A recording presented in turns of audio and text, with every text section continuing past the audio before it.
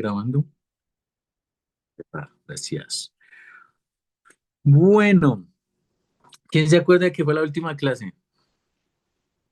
Un resumen pequeñito de qué fue la última clase. Fue hace más de un mes, yo creo. Sí, Entonces, de sí. diciembre. Teología natural, religiones del mundo, solo del Islam, de los musulmanes, de los hindúes, principios de la crítica textual, básicamente. Sí, ya hablamos de inerrancia bíblica, ¿cierto? Creo que no. ¿No hemos hablado de inerrancia? Sí, ya hablamos de inerrancia bíblica. Y hablamos acerca de... eh, hablamos acerca de por qué la Biblia tenía peso. ¿Sí se acuerdan o no? Porque si no, voy a tener que explicarlo. Que esa fue la última clase.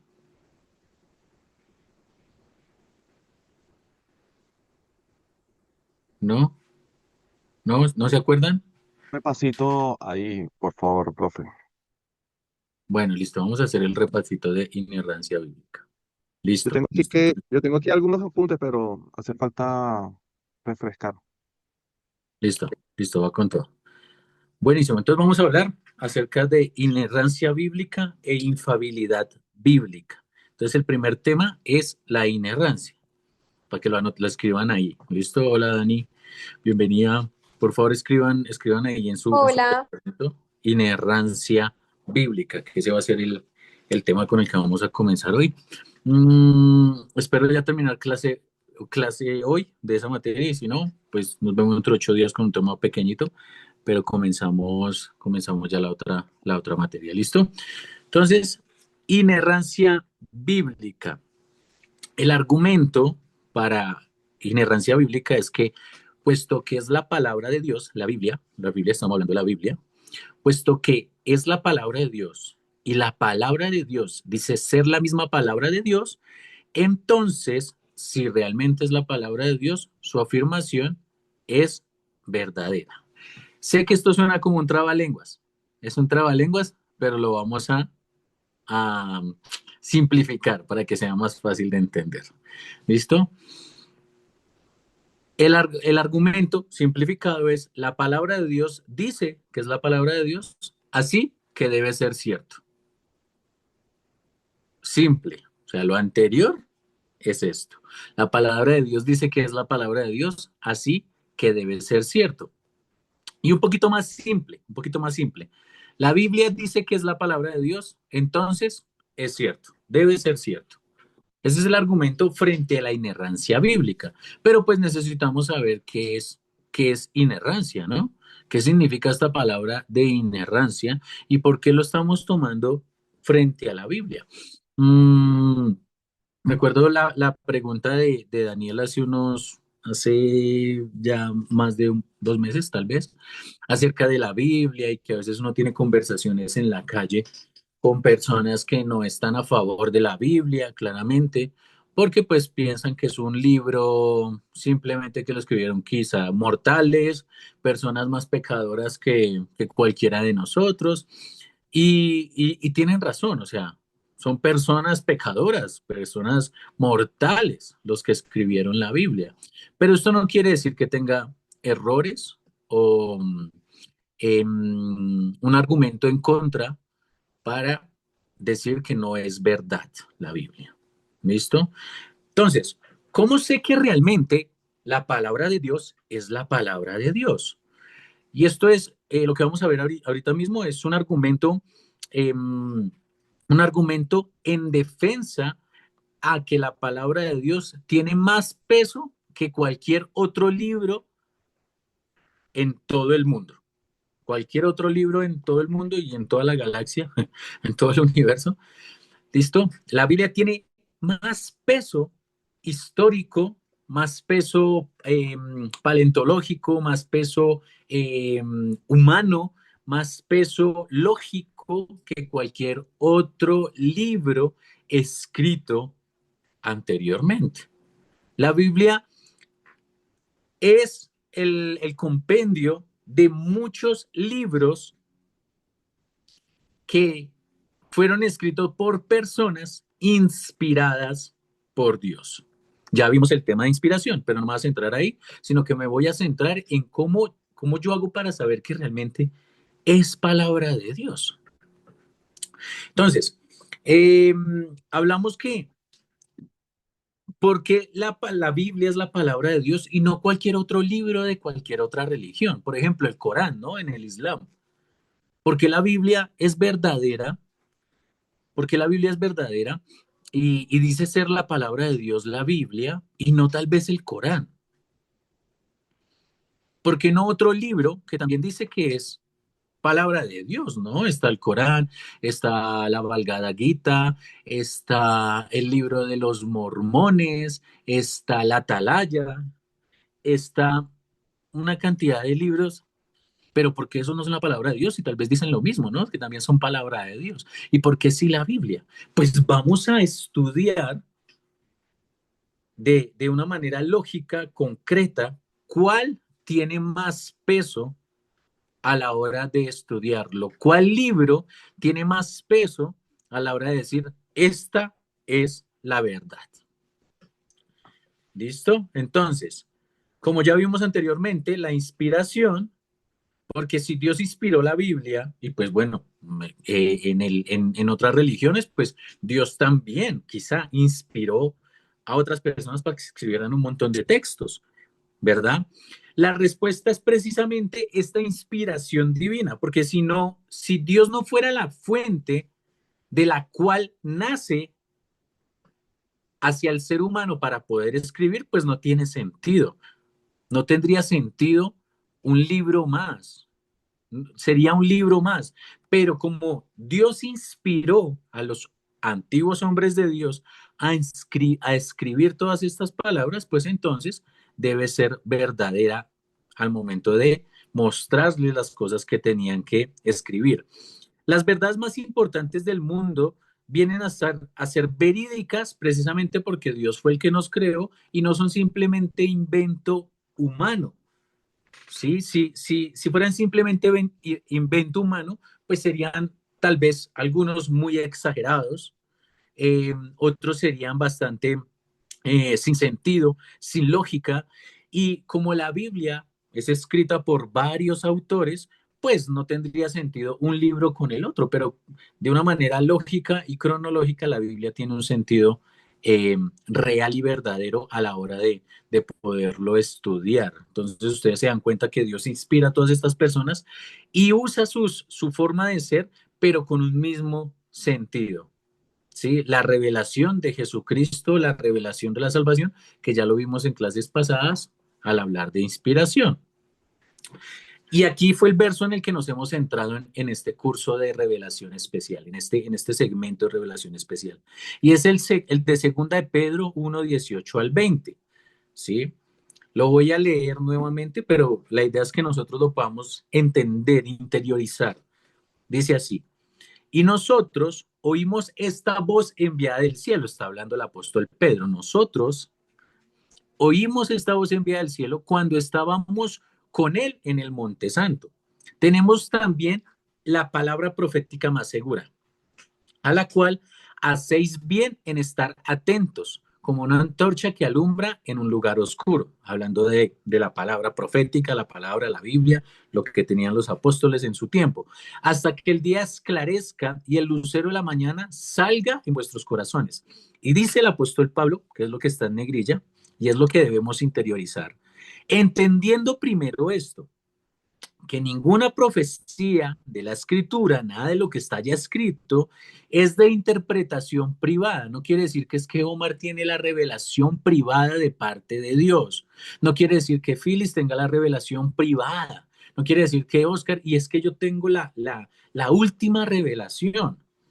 Entendiendo primero eso, que ninguna profecía de la escritura es de interpretación privada, porque nunca la profecía fue traída por voluntad humana. Jamás, está diciendo el apóstol Pablo, nunca fue puesta por un ser humano, sino que los santos hombres de Dios hablaron siendo inspirados por el Espíritu Santo. Él está diciendo, la palabra de Dios no es un invento humano, no es algo que viene de la voluntad humana, sino que viene siendo inspirada por el Espíritu Santo para que esos antiguos hombres de Dios escribieran y hablaran las verdades de parte de Dios. ¿Sí? Eso dice segunda de Pedro 1:18.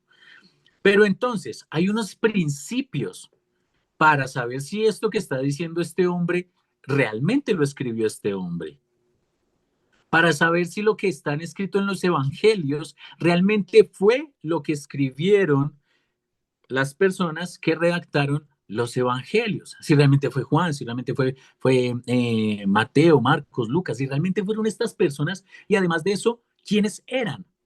Porque si bien en esa época cualquiera podía escribir, es real y verdadero, cualquiera podía escribir, el proceso para estar dentro de la Biblia es como cuando se hacen, se va a una empresa y se empiezan a hacer estos procesos de investigación, si todas las cosas están bien para hacer un checklist. ¿Cómo es que se llama eso?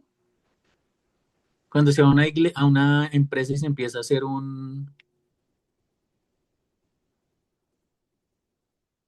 se me olvida el nombre.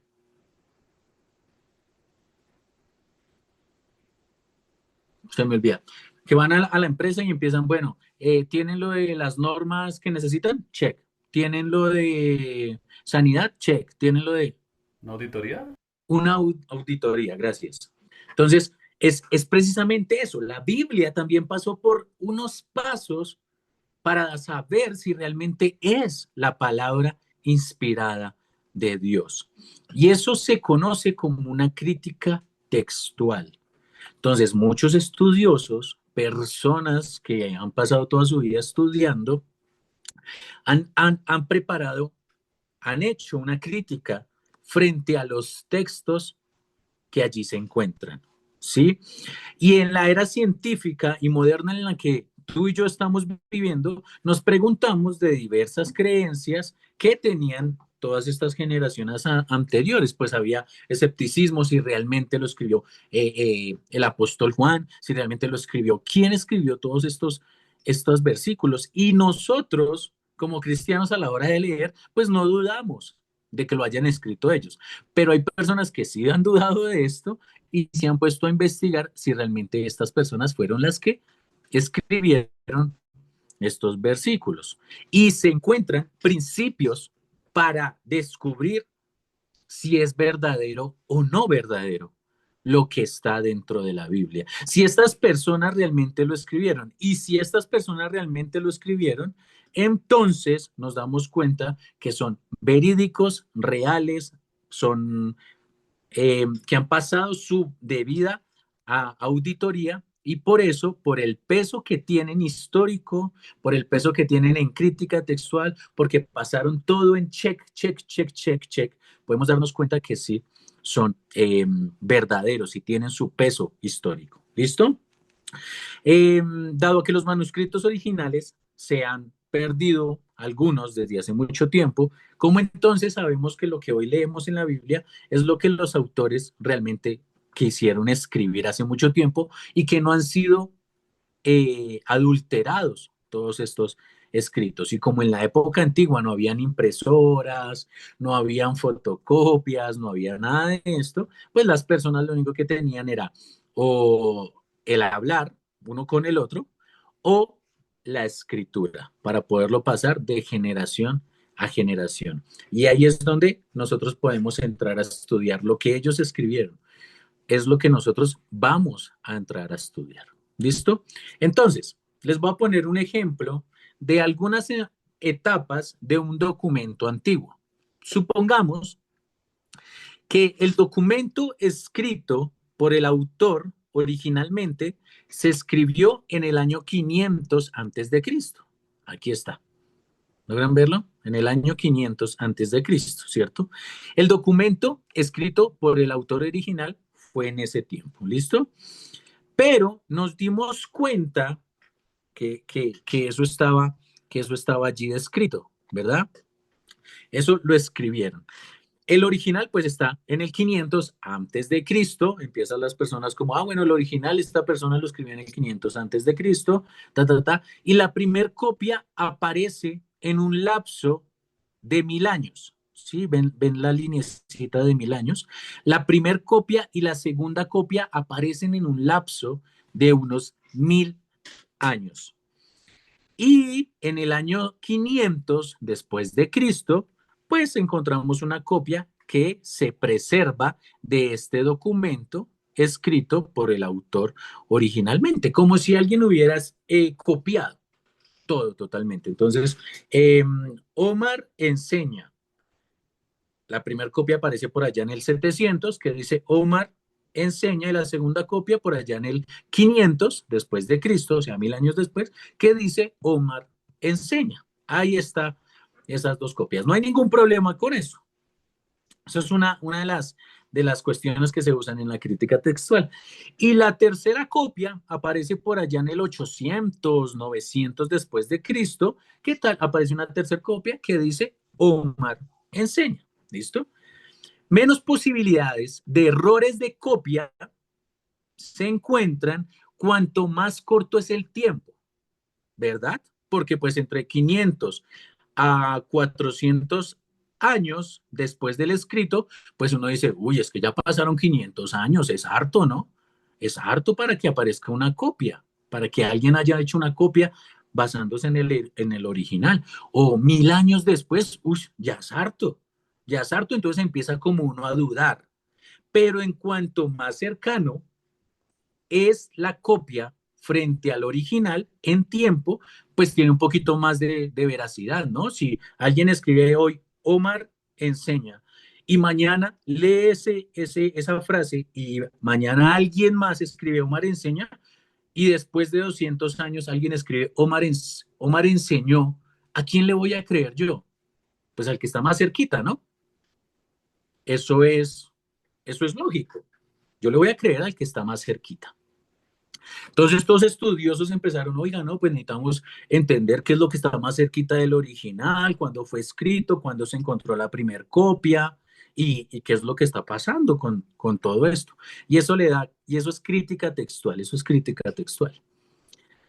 Ahora bien, otro punto. Por supuesto que toda la gente escribía y hacía copias y no sé qué. Pero si nosotros encontramos en este ejemplo, Joan es bueno, es un ejemplo, Joan es bueno. Esa es la primer copia, el primer manuscrito, la primer copia hecha a mano de la frase Joan es bueno. Y la segunda copia dice Juan es bueno. Si yo les pregunto en este momento, ¿cuál de esos dos manuscritos tiene el error? ¿Ustedes qué me podrían decir? ¿Cuál es el error entre esos dos? Entre Juan es bueno y Juan es bueno. ¿Cuál es el error? ¿Quién es ¿El el error? nombre? ¿El nombre? No se podría saber porque las dos son copias. Los dos son copias. Yo podría decir, Juan es bueno, frente al original, pues de pronto lo escribieron así. Y podría decir, Juan es bueno. Es verdad, el nombre es el error. Pero si tengo solo dos copias, ¿yo cómo hago para saber cuál es el error? Pues difícil, ¿sí o no? Entonces, ¿qué se necesita? Pues se necesitan muchas más copias. Si solo una copia dice Juan es bueno, la segunda copia dice John es bueno, la tercera copia Juan es bueno, la cuarta copia Juan es bueno, ¿cuál es el error entre estas cuatro entonces? ¿Cuál es la copia que es el error entre estas cuatro? La copia 2. El La, 2. co- la copia 2, es verdad. Entonces, entre más copias tenemos, es más fácil darnos de cuenta del error, ¿cierto? Eso es lo lógico. Eso es otro punto de la crítica textual. Entonces, a alguien de pronto se le escapó escribir John es bueno. A alguien, ¿sí? De pronto tuvo un buen corazón y escribió simplemente John es bueno y se le perdió, se le escapó. Pero otras tres personas sí escribieron Juan es bueno. ¿A cuáles les voy a creer? Pues obviamente a las que tienen más coincidencia las unas con las otras. El punto entonces es, cuanto más copias existan, es más fácil encontrar los errores de alguna de las copias. ¿Sí o no? Y es más fácil darnos cuenta que lo que escribieron, pues tiene más relación con respecto al original. ¿Hasta ahí estamos claros? Entonces, en tiempo, cuanto más cercano esté al tiempo, y en copias, cuanta más copias haya, pues tiene más veracidad, ¿cierto? Lo interesante del tema es lo siguiente, y aquí ya vamos, que hay muchos libros antiguos, muchísimos libros antiguos. Entonces, esto es solamente una tabla de libros antiguos. Aquí está el autor, aquí está el libro, aquí está cuando fue escrito el libro, ¿sí? Aquí está la copia más temprana frente a la época en que fue escrito. Aquí está el lapso de tiempo entre cuando fue escrito y la copia más temprana. Y aquí está el número de copias de, del libro, ¿cierto? Entonces, en primer lugar encontramos al autor César. El libro de César fue Guerra de las Galias. ¿Cuándo fue escrito el libro más o menos? Entre el 100 y el 50 antes de Cristo. Nadie refuta eso. La copia más temprana aparece en el 900 después de Cristo, más o menos 950 años después aparece la primera copia. Son 950 años, téngalo en cuenta. ¿Cuántas copias encontraron? Pues 10 copias. Chévere.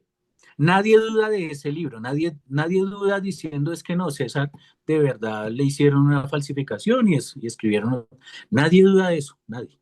Con solo 10 copias y con un lapso de 950 años. Platón escribe un libro cuando fue escrito en el 350, la copia más temprana 900 años después, un lapso de tiempo de 400 años entre el original y la copia, y número de copia 7. Nadie duda de que Platón existió, ¿cierto? Nadie duda de eso.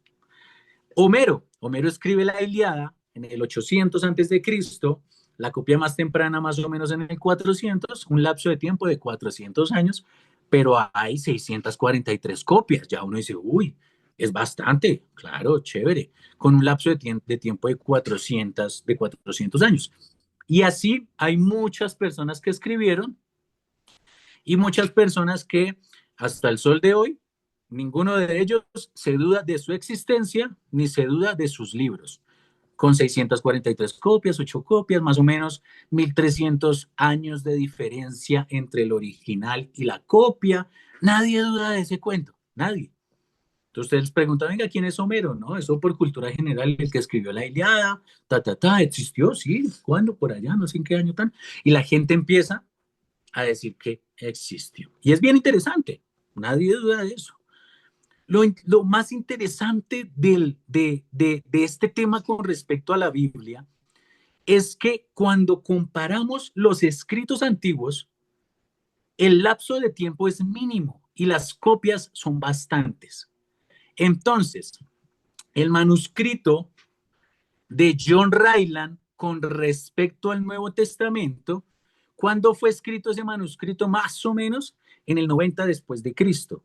Y la primera copia de ese manuscrito, del original, del Nuevo Testamento, aparece en el 130 después de Cristo. ¿Cuántos años hay entre el 90 y el 130? 40 años nomás.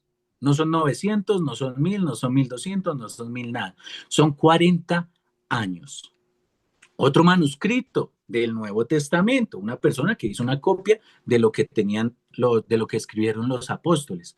El de Bodmer Papyrus, más o menos en el 90 después de Cristo, 150, 200 años aparece la primera copia, es un lapso de tiempo de 110 años. Eso en historia antigua, eso es a la vuelta de la esquina de la casa, eso es pegadito. 20 años es el siguiente, 265 años y 290 años. Son periodos de tiempo bastante cortos si los comparamos claramente con los libros antiguos de 950 años y el más cercano, unos 750 años. Pero estos tienen apenas 300 años de diferencia entre el original y la copia más antigua, y la primera copia, perdón. Miren esto tan interesante. El libro del apóstol Juan, el que leemos ahí, Juan, el Evangelio según San Juan. ¿El autor quién es? Juan. ¿Qué libro escribió? Juan. Año de escritura, entre el 60 y el 90 después de Cristo. La primer copia más antigua que se conoce de este libro aparece en el 130 después de Cristo.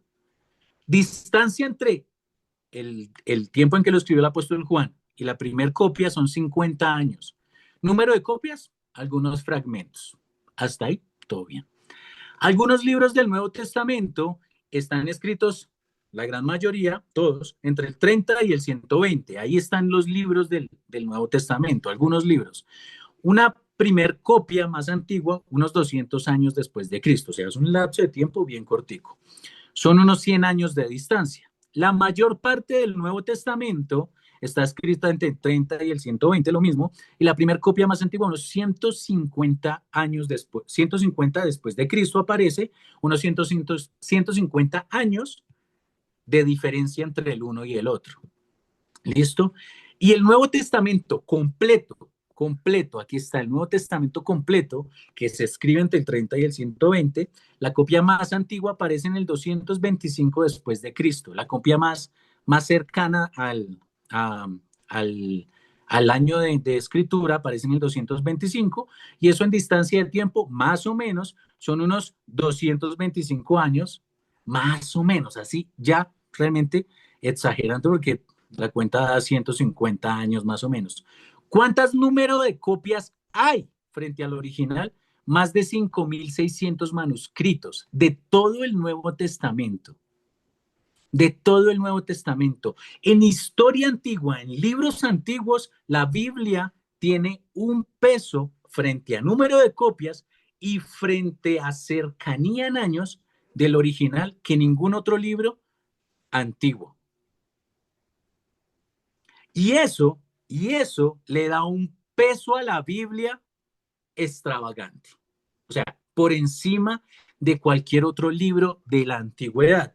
Y otras traducciones, otras personas que también empezaron a hacer copias, manuscritos, están en un periodo entre 400 y 500 después de Cristo, unos 400 años de diferencia con el original, y aparecen más de 19.000 manuscritos traducidos, como para que usted empiece a mirar cuál fue el que tuvo el error realmente.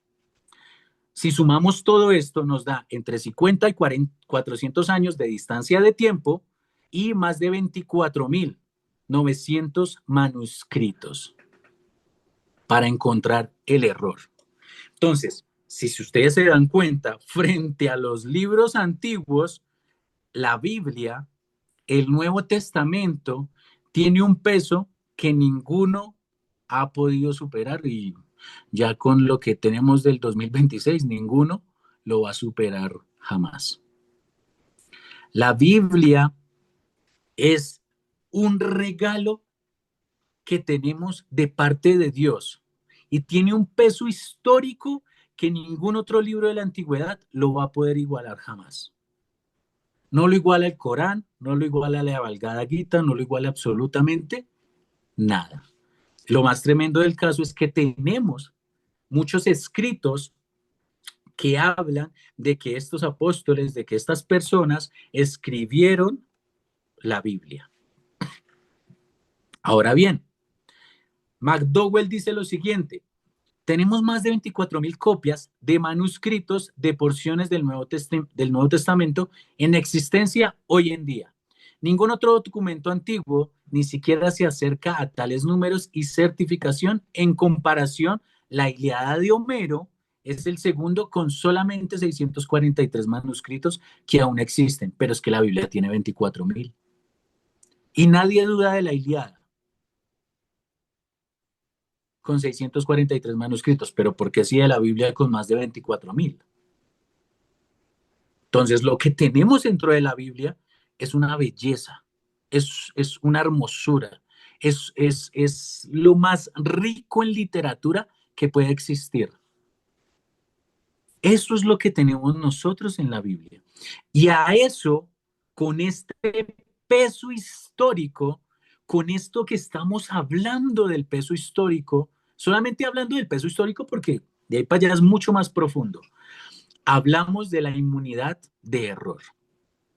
La inerrancia bíblica es precisamente esta doctrina teológica cristiana que sostiene que la Biblia por ser inspiración de Dios, está completamente libre de errores en sus manuscritos originales. ¿Listo? Incluyendo todas las afirmaciones que tiene en el área de la moral, de la historia, de las ciencias. Nada dentro de la Biblia tiene error.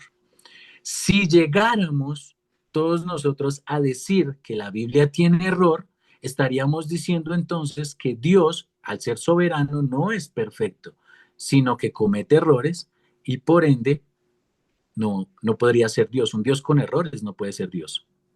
Estaríamos negando el mismo carácter de Dios al decir que la Biblia contiene errores, porque Dios inspiró a los antiguos hombres para que escribieran la Biblia.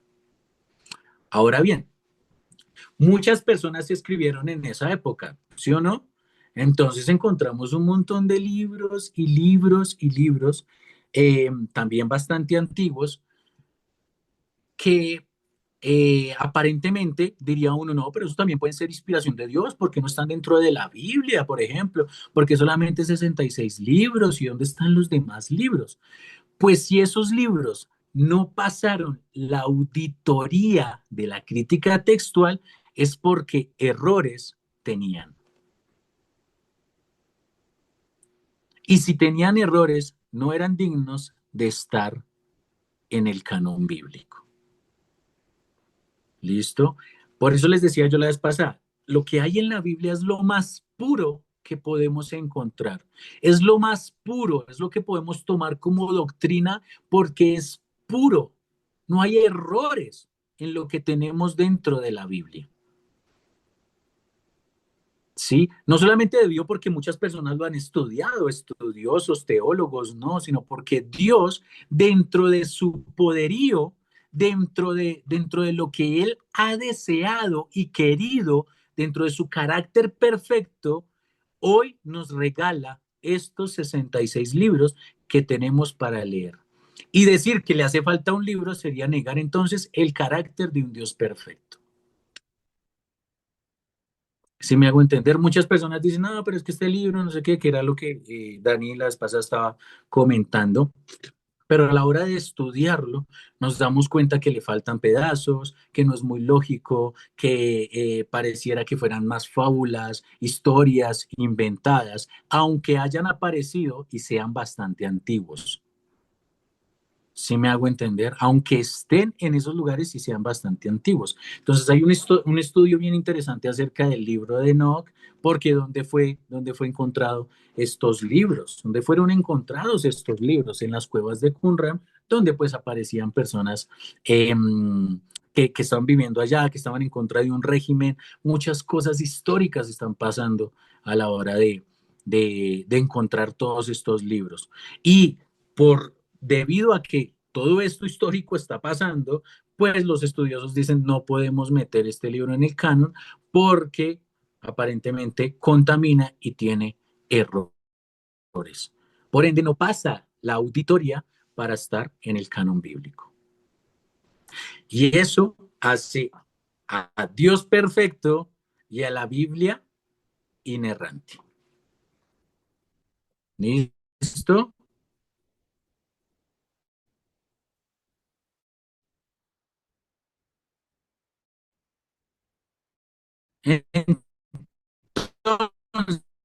Entonces, hay puntos claves para la inerrancia.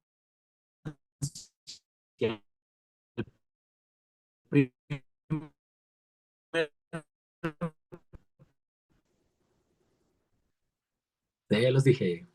Cuarto punto, relevancia para todos los temas. La Biblia no es simplemente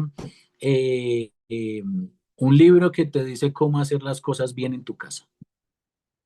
La Biblia te enseña cómo trabajar bien, cómo tener una relación amorosa, cómo vivir bien como un joven que ama a Dios, cómo hacer las cosas bien delante de Dios en cuanto a temas morales, en cuanto a temas financieros, en cuanto a temas del amor, en cuanto a temas que ustedes puedan pensar o imaginar. Dios, la Biblia tiene todos estos temas. Es tanto histórico, científico y moralmente verdadera. Entonces tiene mucha relevancia a la hora de hablar de diferentes temas. ¿Listo? Y quinto, pues tiene manuscritos originales. Son autógrafos de personas que inspiradas por Dios escribieron y no pueden contener errores. Dios autografió eso, dijo, esto es real y verdadero, va a estar en el compendio de los libros. Dios, que no se le escapa absolutamente nada, puso su misma firma a la hora de inspirar a estos hombres. Dios está respaldando a través de la historia que los libros de la Biblia están en la Biblia. Y si Dios quisiera que algún libro estuviera más ahí, pues ahí estaría. Y si Dios no quisiera que ningún libro estuviera, pues no estaría. Porque Dios es perfecto y nada se le escapa a un Dios perfecto y verdadero. ¿Listo? Y esa fue esa clase. Ese fue el recorderis de la inerrancia bíblica. ¿Listo? ¿Ya se entiende mejor? ¿Sí? Mejor. No sé si tienen preguntas frente a este tema de la inerrancia bíblica. Si tienen preguntas, por favor.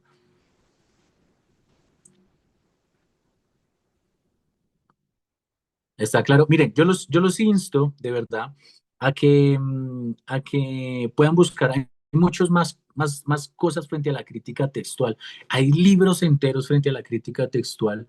No solamente la Biblia se critica textualmente, también el Corán, también el libro de los Mormones. Todos estos libros tienen una crítica textual, todos ellos.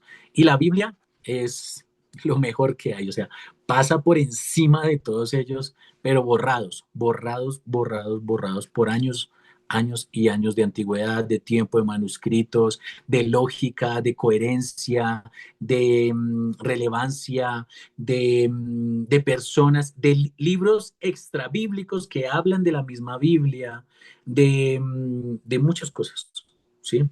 De historiadores, la Biblia, borra, borra. Yo aquí simplemente estoy dando en tiempo y en manuscritos, pero hay muchas más cosas que ustedes podrían estudiar a la hora de ver estos temas. En el siguiente semestre vamos a hablar de bibliología y allí pues se va a profundizar más este tema, pero sería chévere que se escucharan prédicas de personas que son mucho más cracks y tesos a la hora de enseñar este tema. ¿Listo? Y hoy vamos a hablar de infabilidad bíblica. Entonces escríbalo ahí, infabilidad bíblica.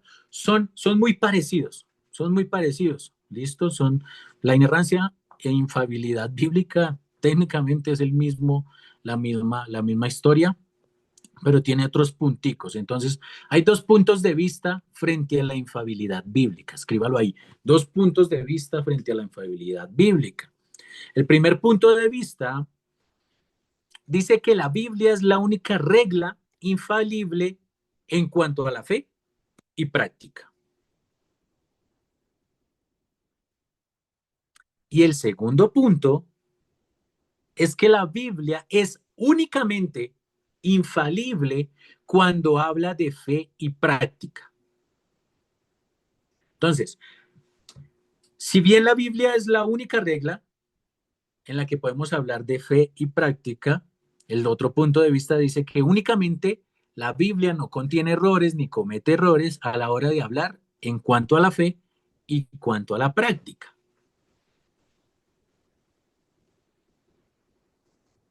Parecen lo mismo, pero no son lo mismo.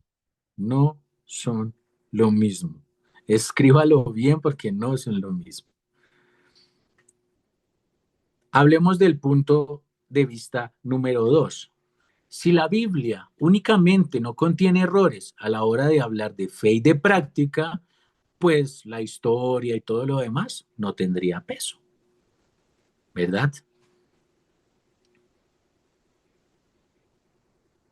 Pero no es solamente, No es que la Biblia solamente no contenga errores cuando habla de fe y de práctica. No, no, no, no, no. La Biblia no contiene errores cuando habla de absolutamente todo lo que habla. ¿Listo? Entonces estos son dos puntos de vista que parecen lo mismo, pero no son lo mismo. Aquí los voy a explicar mejor. Si quizá si la Biblia está equivocada en temas históricos y pasados, solo es infalible entonces a la hora de hablar de fe y de práctica, pues la fe y la práctica es el todo en la vida cristiana, ¿no? Pero si yo dijera esto, que la Biblia simplemente no contiene errores cuando hablo de la fe y la práctica, pues entonces a esto se le llama inerrancia limitada. Estoy diciendo que la Biblia comete un montón de errores en otras cosas, pero cuando habla de la fe y la salvación en Jesús, ahí no hay error. Y cuando hablo de que cómo se debe comportar el cristiano que debe amar y pasarla chévere con todo el mundo, entonces ahí no hay error. Pero cuando hablo de pronto de política, de ciencia, de historia, pues ahí sí hay error. No. Hay que tener mucho cuidado con eso porque entonces estoy diciendo que la Biblia es verdadera en ciertas proporciones y no toda la Biblia. O la Biblia es verdadera toda o no. Pero ya nos dimos cuenta que solamente en peso histórico y en años es verdadera. ¿Listo? Entonces, la infalibilidad en la Biblia es la creencia de que la escritura, como palabra de Dios, es totalmente confiable, libre de error en el propósito de guiar la fe y la práctica del cristiano, que implica que al ser inspirada por el Espíritu Santo no fallará en cumplir la voluntad de Dios. Técnicamente es lo mismo que inerrancia, pero aquí estamos hablando de que podemos confiar plenamente en la palabra de Dios. Si en el anterior bien es lo mismo, no contiene errores, aquí en la infalibilidad no hay que desconfiar de lo que allí se describe. Entonces ya estudiamos lógicamente como que, uy, la Biblia es un librazo, no contiene errores, pero aquí es confiar frente a la palabra de Dios y que Dios no falla en cumplir su voluntad en lo que está allí escrito. ¿Listo?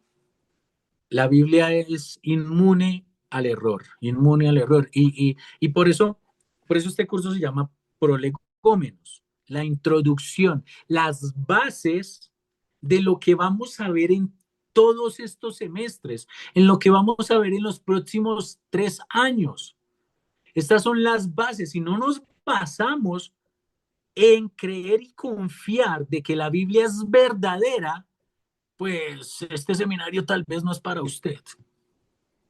Si me hago entender, es como, hay que poner esa base. La Biblia es verdadera, infalible, inerrante. Lo es, porque si no, pues este curso y este seminario y toda nuestra vida cristiana no tendría absolutamente nada de sentido. Y por eso ponemos esa base al decir que es inspirada por Dios, que es inerrante, que es infalible y que está completamente guiada por la voluntad de que tanto ustedes y yo estemos aquí aprendiendo juntos de su palabra, de la palabra de Dios, de la misma boca de Dios, del mismo soplo para las personas que lean su palabra. Y además es el único libro que se lee con el autor al lado. Hermoso. Si usted dice, Espíritu Santo, acompáñame a leer tu palabra, y ahí está el Espíritu Santo leyéndola con usted. Es el único libro que se lee con el autor al lado. De verdad, no hay otro más. No hay otro más. El Espíritu Santo está ahí. La misma presencia de Jesucristo, Dios mismo, la esencia del Dios que escribió, que inspiró, la lee con usted. ¿Cómo no vamos a confiar en la palabra de Dios? ¿Cómo no vamos a confiar en estos escritos tan maravillosos? ¿Cómo no vamos a confiar en esta comida tan deliciosa que Dios mismo nos está entregando para que desgustemos todo lo que tiene para nosotros? Y hay más, y hay más, y nos falta, yo creo que nos falta años luz para poder descubrir todo lo que hay ahí.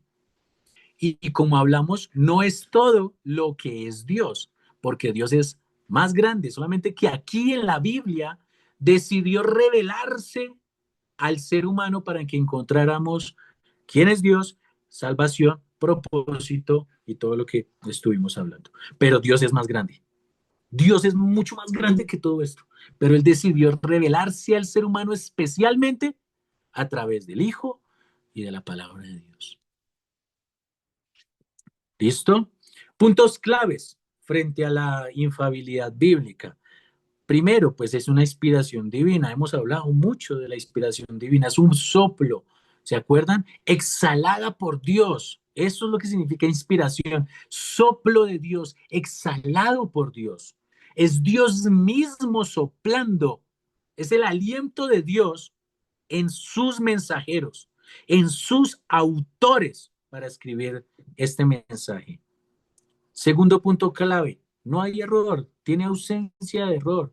La infalibilidad y la inerrancia precisamente significa que no hay error en su contenido y la hace confiable y verdadera.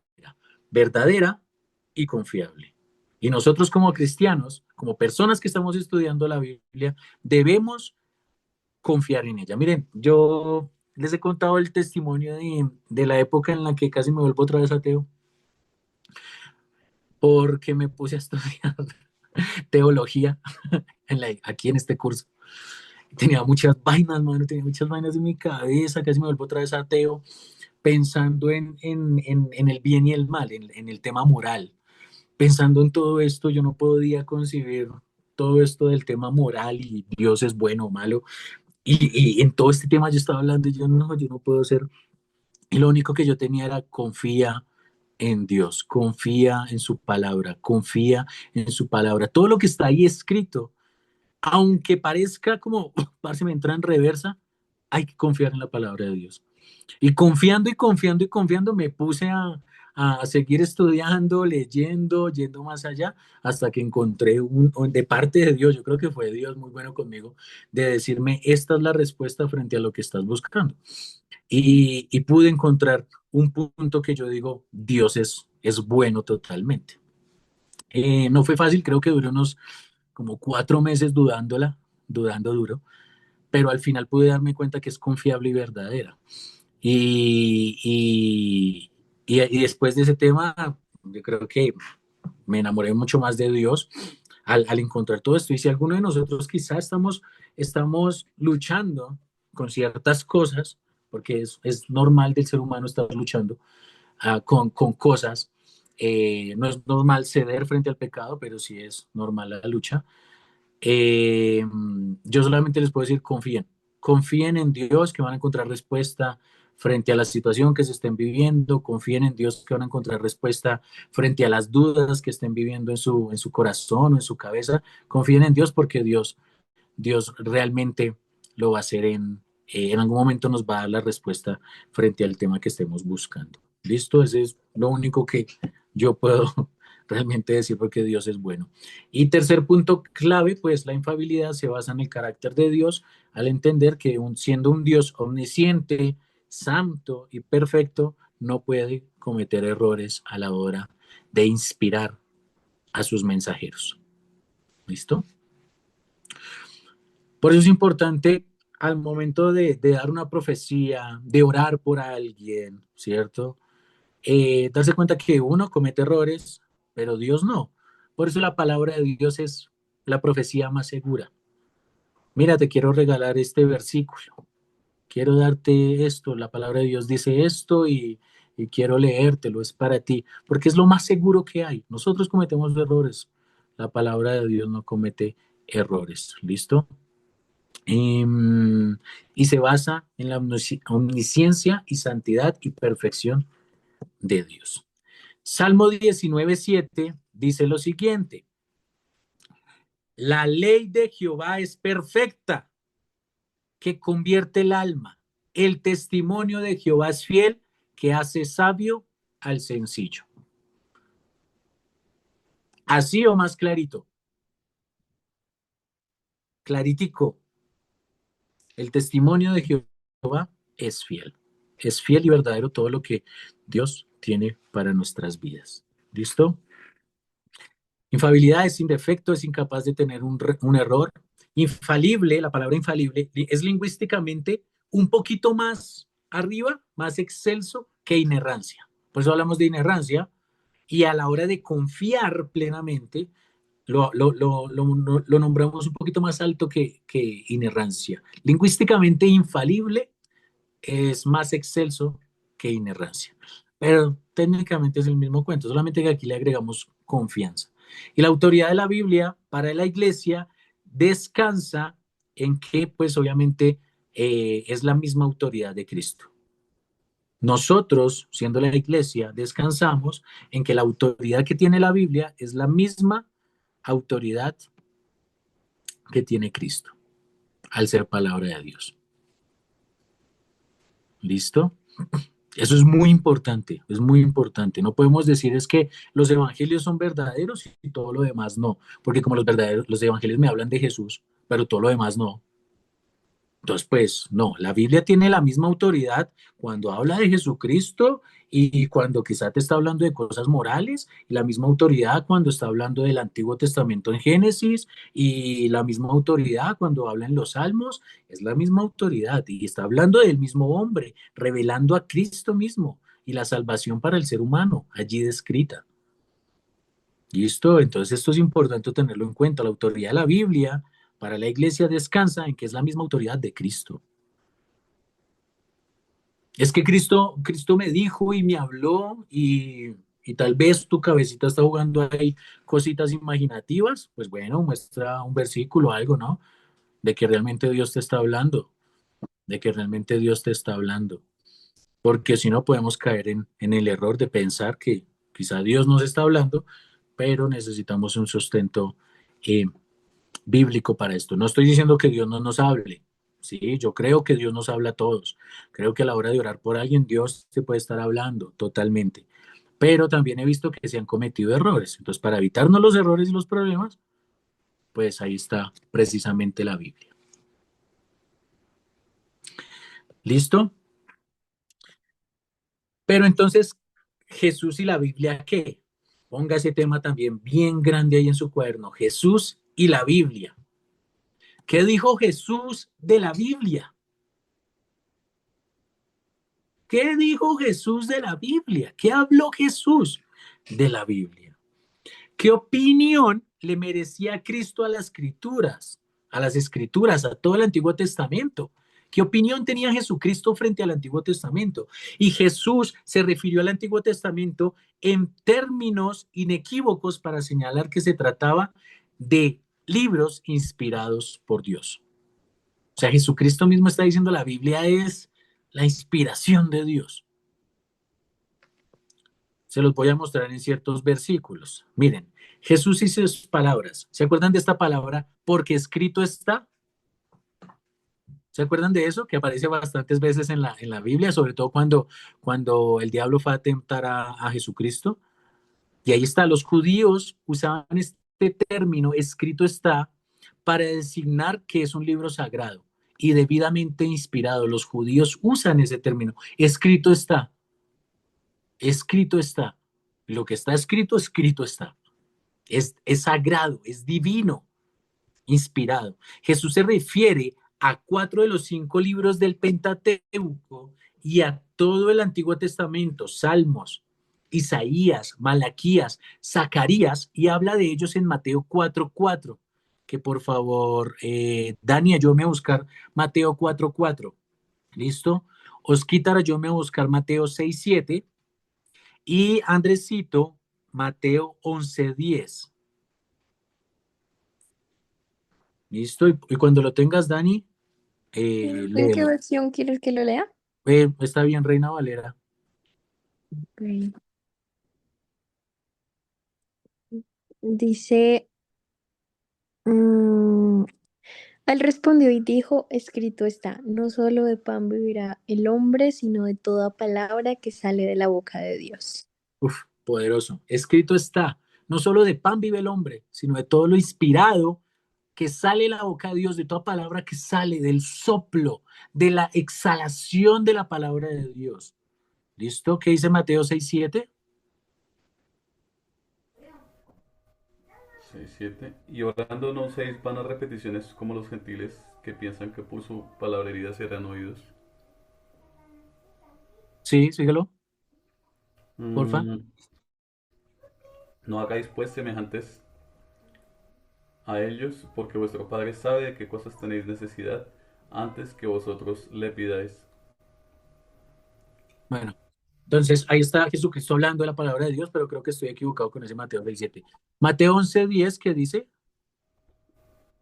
Dice, porque este es de quien está escrito, y aquí yo envío a mi mensajero delante de tu faz, el cual preparará tu camino delante de ti. Bien, entonces ahí está diciendo, porque este es de quien está escrito que él enviará un mensajero delante de tu faz. Entonces está hablando de estas palabras, está escrito. Y Lucas 4, del 6 al 12, habla de la historia de Jesús con Satanás en la tentación, que le dice, escrito está, escrito está, escrito está. Siempre está hablando Jesucristo basándose en el Antiguo Testamento, en la palabra inspirada de estos hombres. Otra frase que usaba mucho Jesús para hablar de la Biblia, ni una jota ni una tilde pasará de la ley. ¿Se acuerdan de eso? Mateo 5:18 dice, porque de cierto os digo, está hablando Jesucristo, que hasta que pasen el cielo y la tierra, ni una jota ni una tilde pasará ¿de quién? De la ley, del Antiguo Testamento, lo que nosotros conocemos como el Antiguo Testamento, de la ley, de los escritos de Moisés, hasta que todo se haya cumplido, dice Jesús. Jesús se refiere a todo el Antiguo Testamento cuando habla de esta palabra ley, porque cuando veamos bibliología, ustedes se van a dar cuenta que la ley y los profetas, cuando dice ley y profetas, se refiere al Antiguo Testamento con la ley de Moisés, y los profetas, pues obviamente Ezequiel, Daniel, Malaquías, Zacarías, Isaías, Jeremías y todos estos profetas que encontramos en el Antiguo Testamento. Y ahí lo tengo escrito. La ley y los profetas era un término usado precisamente por los judíos para hablar del Antiguo Testamento. La ley de los libros del Pentateuco y los profetas, todos los demás libros allí escritos. ¿Listo? Incluyendo Salmos, porque Salmos es un libro profético también. ¿Listo? Salmos y todos estos libros son libros proféticos. Entonces estamos viendo que Jesucristo está dando frases que corroboran que el Antiguo Testamento es inspiración de Dios. Otra frase, la escritura no puede ser quebrantada. Esta expresión es contundente y suprema autoridad de las escrituras al decir que no puede ser quebrantada. ¿Listo? Juan 10:34. Esta misma la usa en el libro de los Salmos 82:6, que dice, ¿no está escrito en vuestra ley? Cuando vienen a preguntarle, si no estoy mal, cuando vienen a preguntarle acerca del matrimonio, no me acuerdo, busquémoslo, Juan 10:34. Juan 10:34, a ver, señora Sandra, yo me voy a buscar Juan 10:34, por favor.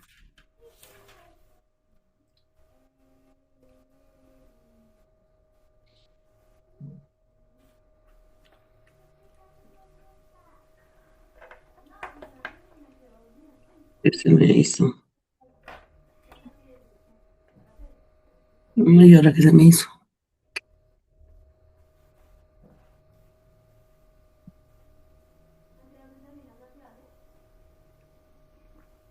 En 10 minutos. En 10 minutos. Jesús le respondió, ¿no está escrito en vuestra ley? Yo dije, dioses sois. Bueno, no está escrito en vuestra ley explicando acerca de que ellos realmente pensaban que también dioses eran en sus propias sabidurías y en su propia palabra, ¿verdad? Entonces, él está diciendo, ¿no está acaso escrito en su propia ley? ¿No está acaso escrito en los libros en los que ustedes creen? Les está respondiendo a todas estas personas. Y con esto Cristo está diciendo, no solo que los salmos son la ley de toda la ley, sino que también está hablando de todos los términos que tiene el Antiguo Testamento, que son autoridad para poder referir a cada uno de nosotros de que también debemos entender que hay inerrancia, que no hay ninguna clase de error y que es completamente fiel, fidedigna, es infalible también el Antiguo Testamento. ¿Listo? Eso también encontramos historias en Juan 12:34, Juan 15:25 y los Salmos 35:19, de que la escritura no puede ser quebrantada. Ahora, los apóstoles lo hicieron de la misma manera para hablar de la ley, como todo en el Antiguo Testamento. Eh, Andresito, yo me voy a buscar 1 Corintios 14:21. Amandis, yo me voy a buscar Romanos 3:19, porfis. Romanos 3:19. Y mientras tanto les voy a hablar del mismo versículo del que hemos estado hablando durante el último tiempo, que es 2 de Pedro 1:16 al 21, que identifica que toda la escritura, a la hora de hablar del vocablo profecía, es decir, que entendemos esta palabra profecía como la profecía de la ley y la escritura. Son estrictamente sinónimos y subrayan la unidad de la escritura como revelación inspirada de Dios, porque ninguna profecía, ¿se acuerdan lo que dice 2 Pedro? Es de interpretación privada, sino que los antiguos hombres de Dios, está hablando del Antiguo Testamento, fueron inspirados por Dios mismo para mostrarnos toda esta revelación. Me falta el- ¿Listo? ¿Qué dice 1 Corintios 14:21? ¿Qué dice?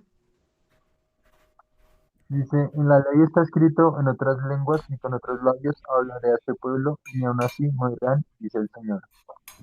Bien, entonces ahí está el apóstol Pablo. En la ley está escrito que Dios les hablará a este pueblo.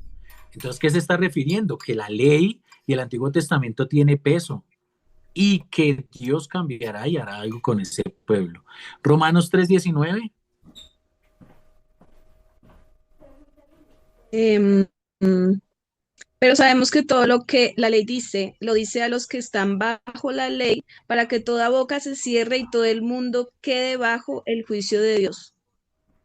Muy bien, entonces está diciendo el apóstol Pablo, todo lo que está en la ley es para aquellos que realmente están viviendo bajo esta ley, pero no está diciendo que no sea verdadera, está diciendo es verdadera aunque usted quiera vivir bajo la ley. La gracia es más grande, ¿no? La gracia es por encima de todo esto, pero la ley es real y verdadera y nos demuestra lo que estamos haciendo mal frente a Dios. Eso está hablando el apóstol Pablo, ¿listo? Otra frase, era necesario que se cumpliese todo lo que está escrito. Todo el Antiguo Testamento es sombra del Nuevo Testamento. Todo el Antiguo Testamento señala a Cristo. Así que es necesario que se cumpla todo lo que está en el Antiguo Testamento y también todo lo que está dentro del Nuevo Testamento, tanto en los profetas, los salmos, toda la ley. ¿Listo? Y los discípulos, Juan 14:19, Marcos 14:19, perdón, Juan Sí, pues ya me 13:18. acabaste de dar ingreso, pero no sé a dónde me mandaste. Wow, wow, no sé quién está escribiendo, quién está hablando. ¿Qué, Wilmer? ¿Es Wilmer?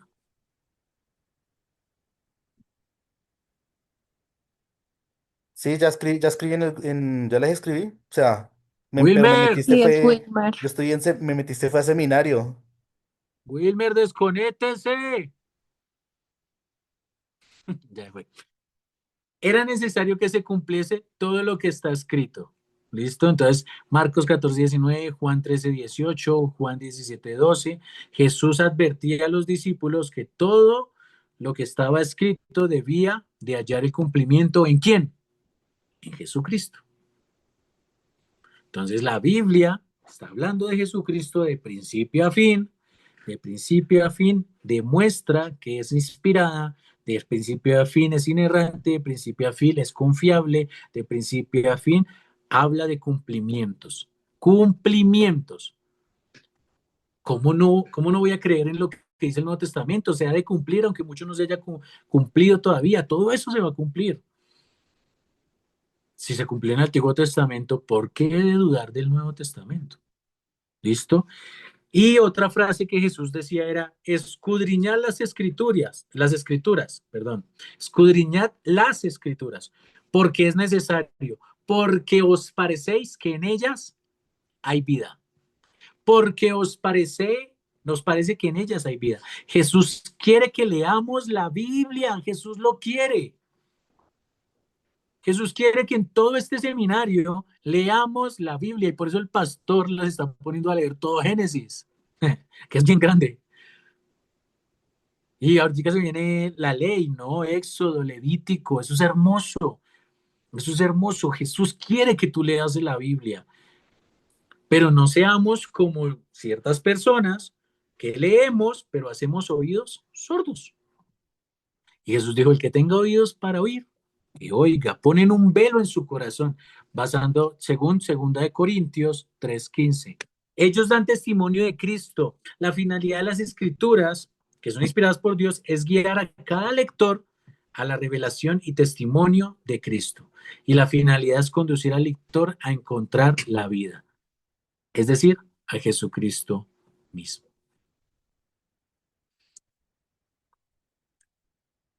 Otra frase de Jesús, ¿no habéis leído? Dice Jesucristo, ¿no habéis leído? Jesús les pregunta porque se refiere a las escrituras. Oiga, ¿usted no ha leído la ley o qué? Mateo 12:3 al 5 les está hablando, ¿no habéis leído acerca del sábado? Que se hizo para santificar a Dios y no para santificar al hombre. Se hizo para glorificar a Dios. Mateo 19:4, cuando les dice, ¿no habéis leído acerca de lo que Moisés escribió sobre el divorcio? Mateo 21:16, la parábola de los labradores malvados. Mateo 22:31, sobre la resurrección de los muertos. ¿No habéis leído? Pero respecto a la resurrección de los muertos, dice Jesús, ¿no habéis leído que os fue dicho por Dios cuando dijo, yo soy el Dios de Abraham, de Isaac y del Dios de Jacob, Dios de vivos, no de muertos? ¿No habéis leído eso? Dice el mismo Jesucristo. Entendamos que Jesús predicó y enseñó sobre los grandes problemas básicos de la vida y la muerte, pero todos basados en la Escritura. Y el mismo versículo, Pedro 1:16, la vida cristiana es inspirada en las Escrituras. Segunda de Pedro, aquí me equivoqué. ¿Listo? La vida cristiana es inspirada totalmente en las Escrituras. ¿Listo? Creo que lo dejamos hasta ahí. La siguiente clase hablamos de este tema. Ya hablamos de Jesucristo, ¿no? Aunque dijo Jesús frente a la Biblia, pero también los apóstoles, un poquito, pero es mucho más profundo este tema. Quedan 2 minuticos. Quisiera saber si tienen preguntas frente a lo que aprendimos hoy, frente al tema de hoy, algo que quieran aportar.